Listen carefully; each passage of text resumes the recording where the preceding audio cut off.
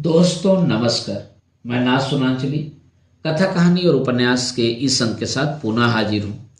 दोस्तों इस समय हम लोग सुन रहे हैं भगवती चरण वर्मा के लिखे गए उपन्यास चित्रलेखा का वाचन। दोस्तों मैं अपने वाचन के पिछले क्रम में अब तक उपन्यास चित्रलेखा के 4 परिच्छेद का वाचन कर चुका हूँ। आज लीजिए सुनिए उपन्यास चित्रलेखा के 5वें परिच्छेद का वाचन मेरे अर्थात नाथ सुनांचली के स्वर में। महायज्ञ के अभिमंत्रित धूप से सुवासित राजप्रसाद के विशाल प्रांगण में सम्राट चंद्रगुप्त मौर्य के अतिथि आसीन थे। रत्नजटित स्वर्ण के राज सिंहासन पर महाराज विराजमान थे और उनका मुख पूर्व की ओर था। उनके दक्षिण ओर क्रम से यथायोग्य विशाल साम्राज्य के आमंत्रित सामंतगण बैठे थे और वाम पार्श्व में राज्य के प्रधान कर्मचारी। सामने कर्मकांडी ब्राह्मणों तथा तपस्वियों का जमघट था। यह सभा प्रथा के अनुसार महायज्ञ के बाद दर्शन पर तर्क करने के लिए एकत्र हुई थी। महाराज चंद्रगुप्त ने हंसकर अपने प्रधानमंत्री चाणक्य की ओर देखा। नीति कुशल मंत्रीवर, आपका नीति शास्त्र अनेक स्थानों पर धार्मिक सिद्धांतों की अवहेलना करता है। इस विरोध का क्या कारण है? क्या आप यह बतलाने की कृपा करेंगे कि नीति शास्त्र धर्म के अंतर्गत है अथवा नहीं? चाणक्य ने उठकर अपने सामने आसीन विद्वान मंडली को मस्तक नमाया और फिर सम्राट को अभिवादन करके वे बैठ गए। बैठकर उन्होंने उत्तर दिया, महाराज का कथन सर्वथा उचित है। मेरे नीति शास्त्र में कहीं कहीं निर्धारित धर्म की रूढ़ियों के विरोधी सिद्धांत मिलते हैं, यह स्पष्ट है और यह मैं मानता हूं। पर उसके साथ ही मैं बतला देना चाहता हूं कि धर्म समाज द्वारा निर्धारित है। धर्म ने नीति शास्त्र को जन्म नहीं दिया है, वरन इसके विपरीत नीति शास्त्र ने धर्म को जन्म दिया है। समाज को जीवित रखने के लिए समाज द्वारा निर्धारित नियमों को ही नीति शास्त्र कहते हैं और इस नीति शास्त्र का आधार धर्म है। धर्म का आधार विश्वास है और विश्वास के बंधन से प्रत्येक मनुष्य को बांधकर उससे अपने नियमों का पालन कराना ही समाज के लिए हितकर है। इसलिए ऐसी भी परिस्थितियां आ सकती हैं जब धर्म के विरुद्ध चलना समाज के लिए कल्याणकारक हो जाता है और धीरे धीरे धर्म का रूप बदल जाता है। चाणक्य के वाक्य समाप्त होते ही विद्वान मंडली में घोर निस्तब्धता छा गई। महाराज चंद्रगुप्त ने गर्व से अपने मंत्री की ओर देखा और फिर अपने सामने उपस्थित विद्वान मंडली की ओर। मंत्री ने बहुत बड़ी बात कह डाली थी और उसकी बात में यथेष्ट सार था। फिर बात भी नई थी, निर्धारित सिद्धांतों के प्रतिकूल। इस बात का उत्तर कौन देगा? लोग इसकी प्रतीक्षा कर रहे थे। विद्वान मंडली में बैठे हुए एक नवयुवक योगी ने शांत भाव से उत्तर दिया, राजन, ईश्वर मनुष्य का जन्मदाता है और मनुष्य समाज का जन्मदाता है। धर्म ईश्वर का सांसारिक रूप है, वह मनुष्य को ईश्वर से मिलाने का साधन है। धर्म की अवहेलना ईश्वर की अवहेलना है, सत्य से दूर हटना है। सत्य एक है, धर्म उसी सत्य का दूसरा नाम है। यदि नीति शास्त्र धर्म के सिद्धांतों के प्रतिकूल है तो वह नीति शास्त्र नहीं वरन अनीति शास्त्र है। उचित और अनुचित, न्याय और अन्याय, इन सबकी कसौटी धर्म है। धर्म के अंतर्गत सारा विश्व है। वयोवृद्ध मंत्री चाणक्य ने अपने सामने बैठे हुए नवयुवक योगी कुमारगिरी को इस प्रकार देखा जिस प्रकार एक दानव अपने सामने खड़े हुए बौने की ओर देखता है। वे मन ही मन हंसे। धर्म की गुणता को स्वीकार करके उसकी दुहाई देने वाले योगी, जानते हो धर्म को किसने जन्म दिया है? ईश्वर ने, मनुष्य की अंतरात्मा द्वारा। और ईश्वर को? लोग चाणक्य के इस प्रश्न से चकित हो गए। ईश्वर को किसने जन्म दिया? कितना भयानक प्रश्न था। जन समुदाय में एक हल्का सा कोलाहल विकसित हो उठा। कुमारगिरी ने उसी प्रकार शांत भाव से उत्तर दिया, ईश्वर अनादि है। ठीक कहते हो योगी, ईश्वर अनादि है। यह बात नई नहीं है। प्रत्येक मनुष्य कहता है कि ईश्वर अनादि है, पर क्या तुम ईश्वर को जानते हो? क्या यहां बैठा हुआ कोई भी व्यक्ति ईश्वर को जानता है? चाणक्य का स्वर गंभीर था और उसके नेत्रों में ज्योति थी। बिना किसी को उत्तर की प्रतीक्षा किए ही चाणक्य ने और कहा, हाँ, ईश्वर अनादि है। पर उस ईश्वर को मैं दावे के साथ कहता हूं कोई नहीं जानता।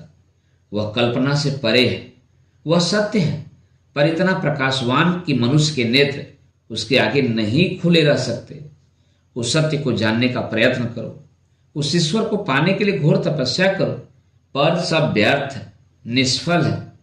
यदि तुम ईश्वर को ही जान सको, यदि तुम्हारी कल्पना में ही वह अखंड और निसीम अनंत का रचयिता आ सके, तो फिर वह ईश्वर कैसा। पर योगी, हमारा और तुम्हारा ईश्वर जिसकी हम पूजा करते हैं उस ईश्वर से भिन्न है। हमारा और तुम्हारा ईश्वर कल्पना जनित ईश्वर है। अपनी आवश्यकताओं को पूरा करने के लिए ही समाज ने उस ईश्वर को जन्म दिया है। चाणक्य ने रुककर अपने चारों ओर देखा। गहरा सन्नाटा छाया हुआ था। योगी कुमारगिरी के नेत्र बंद थे, मानो वह किसी गहरे विचार में मग्न था। चाणक्य आसन से उठ खड़े हुए। खड़े होकर उन्होंने सभा मंडल में अपने चारों ओर देखा। उनकी उस दृष्टि में गर्व था और अपने ऊपर विश्वास। उनकी आंखें सभा मंडल में बैठे हुए अखंड विद्वानों को चुनौती दे रही थी कि उनमें से कोई भी व्यक्ति उनका लोहा ले। थोड़ी देर तक उत्तर की प्रतीक्षा करने के बाद चाणक्य ने फिर कहा, अभी बात अधूरी है। हाँ, मैंने यह कहा था कि हमारा और तुम्हारा ईश्वर जिसकी हम पूजा करते हैं कल्पना जनित चीज है और समाज द्वारा निर्मित है। उसके भिन्न भिन्न रूप हैं। अब आती है अंतरात्मा की बात। यहाँ में निर्धारित मत अधिक अंश में भ्रमात्मक है। अंतरात्मा ईश्वर द्वारा निर्मित नहीं है, वरन समाज द्वारा निर्मित है। यदि वास्तव में वह ईश्वर प्रदत्त होती तो भिन्न भिन्न समाज के व्यक्तियों की अंतरात्माएं भिन्न भिन्न न होती। ईश्वर एक है। यदि वास्तव में उसने धर्म के नियम बनाए हैं तो प्रत्येक व्यक्ति पर एक ही नियम लागू होता है, पर बात ऐसी नहीं है। एक समाज के व्यक्ति की अंतरात्मा प्रायः दूसरे समाज के व्यक्ति की अंतरात्मा के अनुसार नहीं होती। मनुष्य की अंतरात्मा केवल उसी बात को अनुचित समझती है जिसको समाज अनुचित समझता है। इसलिए यह निश्चय पूर्वक कहा जा सकता है कि अंतरात्मा द्वारा समाज निर्मित है। मनुष्य के हृदय में समाज के नियमों के प्रति अंधविश्वास और पूर्ण श्रद्धा को ही अंतरात्मा कहते हैं। समाज से पृथक उसका कोई अस्तित्व नहीं है। चाणक्य आसन पर बैठ गए। विद्वानों में बहुतों ने चाणक्य के अकाट तर्कों से प्रभावित होकर उनके आगे मस्तक नमा दिया। कुमारगिरी ने चाणक्य के वाक्य सुने या नहीं, यह नहीं कहा जा सकता, पर वह अपने विचारों में उस समय भी तल्लीन था। उसके नेत्र बंद थे और उसके शांत मुख पर एक अलौकिक तेज था, पर विजय उस समय चाणक्य की ही रही। कुमारगिरी लोगों के मतानुसार चाणक्य के अकाट तर्कों का कोई उत्तर न दे सके। चंद्रगुप्त मुस्कुरा रहे थे। थोड़ी देर तक और प्रतीक्षा करने के बाद उसने अपने सहचर की ओर संकेत किया। उसने उसी समय उठकर कहा, वाद विवाद का अंत हो गया, अब नृत्य आरंभ होगा। निस्तब्धता भंग हो गई। उपस्थित सामंतों ने हर्ष ध्वनि की। श्रृंगार गृह से उसी समय चित्रलेखा ने सभा मंडल में प्रवेश किया। आभूषणों की झंकार में एक प्रकार का विचित्र संगीत था। धर्म का नीरस तथा शुष्क वायुमंडल राग से भरे सौंदर्य की मस्ती से विकसित हो उठा।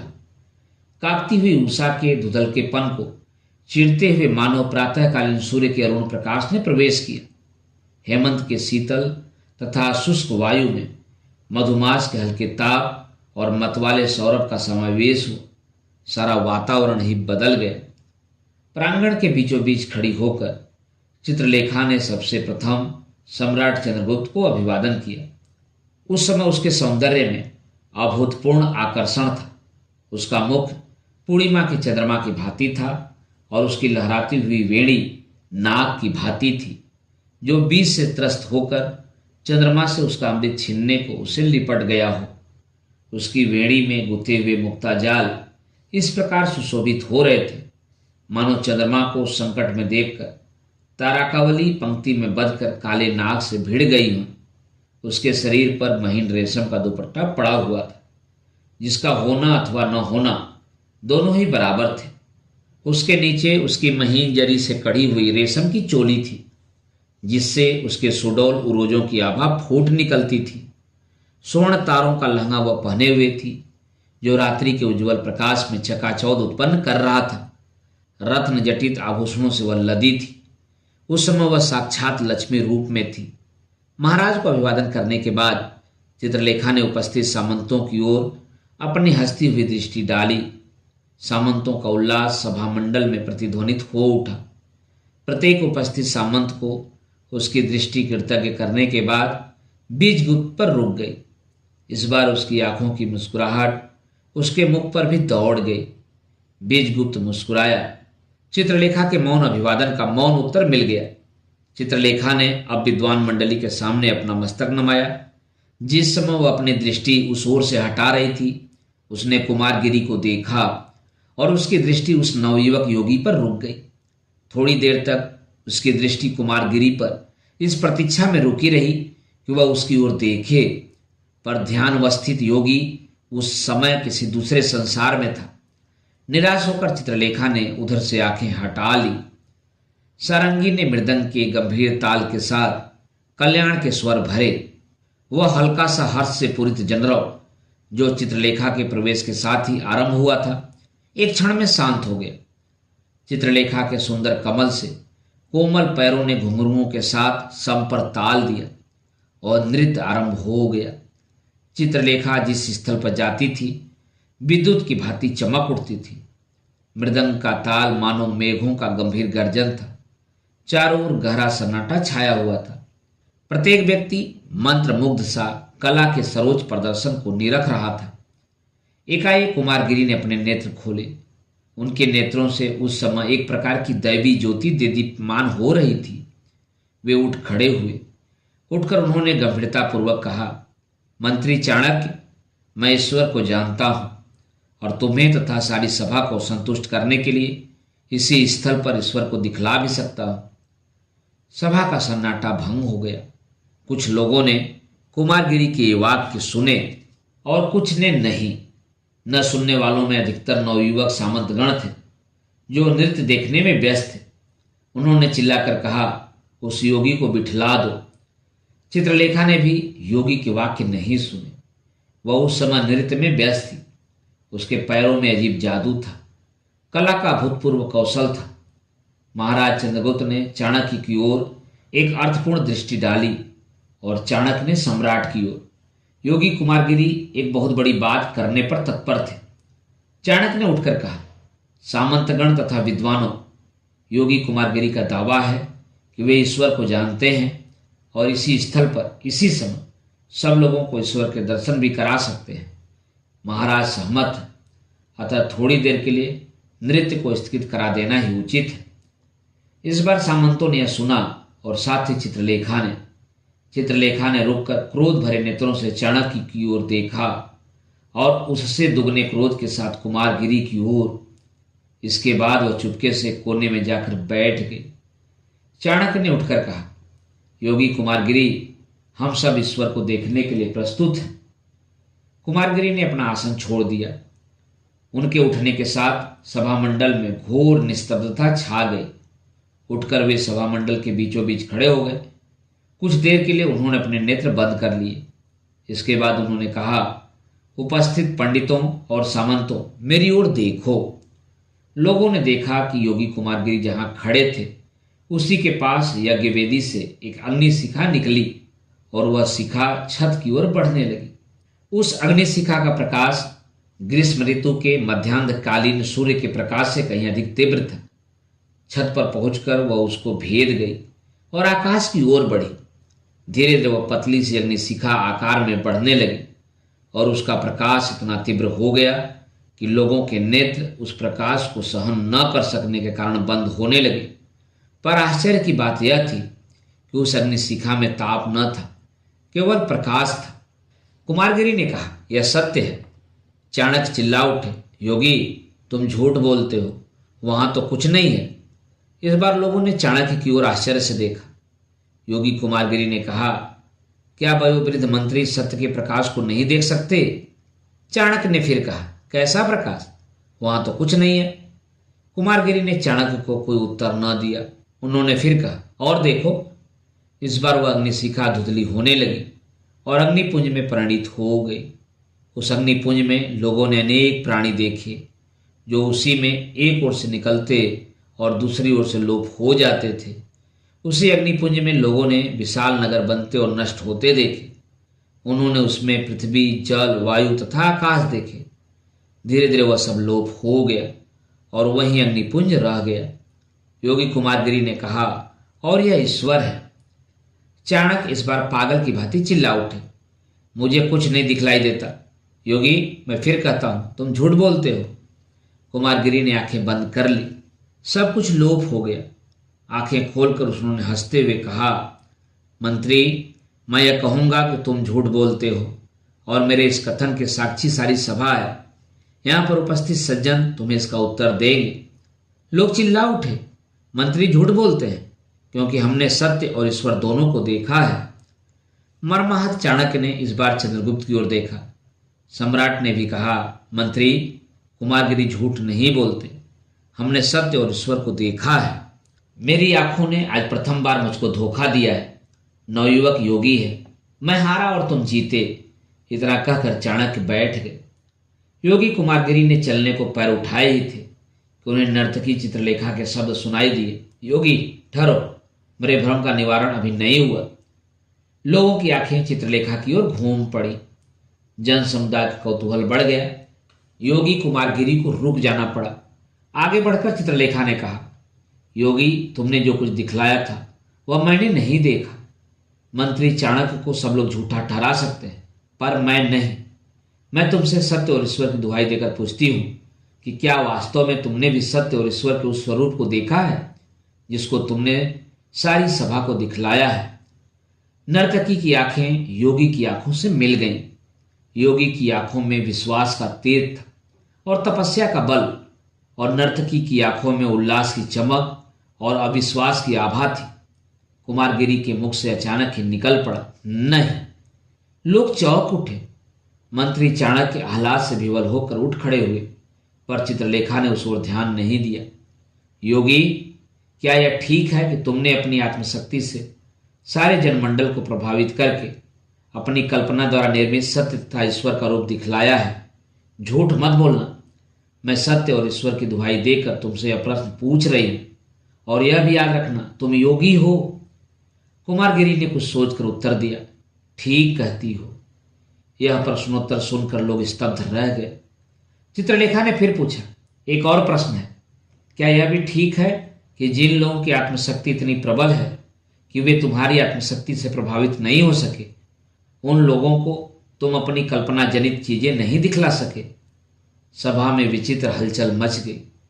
योगी कुमारगिरी को अपनी स्थिति का आभास हो गया।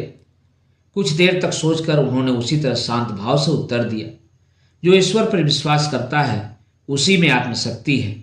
नास्तिक में आत्मशक्ति नहीं होती। यदि मनुष्य में कल्पना विद्यमान है तो वह कल्पना अवश्य प्रभावित होगी, पर जहाँ कल्पना मर चुकी है, नास्तिकता का काला आवरण जहाँ कल्पना का दम घोट रहा है, वहाँ मनुष्य के लिए ईश्वर को जान सकना असंभव हो जाता है। जिन लोगों ने इस समय सत्य और ईश्वर को नहीं देखा है, उनकी कल्पनाएं मर चुकी हैं। वे नास्तिक हैं और नास्तिक में आत्मशक्ति का होना असंभव है। चाणक्य ने सम्राट की ओर देखा और सम्राट ने चाणक्य को कुछ संकेत किया। उसके बाद चाणक्य ने बढ़कर विजय का मुकुट चित्रलेखा के मस्तक पर रख दिया। नर्तकी चित्रलेखा, आज की विजय तुम्हारी रही। तुमने सत्य के उस रूप को, जिसको आत्मशक्ति के दुरुपयोग द्वारा भ्रम के आवरण में छिपाने का प्रयत्न योगी कुमारगिरी ने किया था, हम लोगों को दिखला दिया। फिर उन्होंने कुमारगिरी से कहा, और योगी, तुमने अनुचित किया, तुम्हें इसका दंड मिलना चाहिए, परंतु तुम्हें दंड देने का अधिकार चित्रलेखा को होगा। कुमारगिरी के नेत्र क्रोध से लाल हो गए। इस सभा में कोई भी व्यक्ति मुझे पराजित नहीं कर सकता और न मुझको दंड देने का कोई व्यक्ति साहस ही कर सकता है। इतना कहकर योगी कुमारगिरी तनकर खड़े हो गए। योगी का रौद्र रूप देखकर सारी सभा कांप उठी, पर चित्रलेखा हंस पड़ी। मुस्कुराते हुए वो योगी की ओर बढ़ी। सभा मंडल में एक हल्का सा कौतूहल उठ पड़ा। बढ़ते समय चित्रलेखा ने सारंगी वालों को कुछ संकेत किया। कुमारगिरी के पास पहुंचकर वह रुकी। योगी, तुम्हें दंड देने का अधिकार मुझको सौंपा गया है और मैं तुमको दंड देने पर तुली हुई हूं। मेरा दंड देने का साहस देखो। इतना कहकर उसने सोने का विजय मुकुट कुमारगिरी के मस्तक पर रख दिया।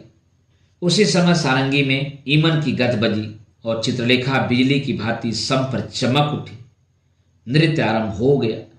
लोगों ने हर्ष ध्वनि की। कुमारगिरी अवाक खड़ा रह गया। चित्रलेखा के दूर चले जाने पर उसे होश आया। उस समय सारी सभा हर्ष ध्वनि कर रही थी।